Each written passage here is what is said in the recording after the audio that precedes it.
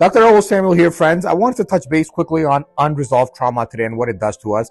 Unresolved trauma can often make us angry, and you know what anger does to our brain, how our brain actually changes and starts functioning a different way to make us different people once we are always angry. And that comes from unresolved trauma many times. Now, this is what I want to talk about. We've often discussed unresolved trauma, and unresolved trauma is often presumed to be an incident or event that occurred in our lives that still gives us flashbacks, that still gives us those negative feelings that take us down a negative spiral. It gives us flashbacks with visions such as nightmares or an incident that occurs in our life today that reminds us of the previous incident, and we get triggered and act differently towards it in a negative manner.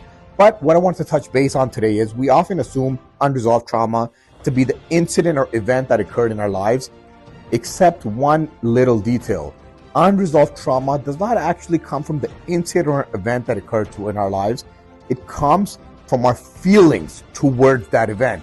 It comes from our interpretation of that event. I'll give you an example. If you go driving today and you have a fit of road rage because someone cut you off, you actually thought they cut you off, and they did. But they went home having a great day, not even knowing they cut you off.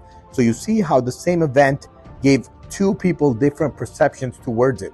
So we need to recognize this. Unresolved trauma is our interpretation of the event and our feeling towards it, not the event itself. I want to remind you to be in touch with your feelings and always gauge how you're feeling, because trauma can often come from just a feeling rather than a huge event that occurs in your life. Be mindful of how you feel.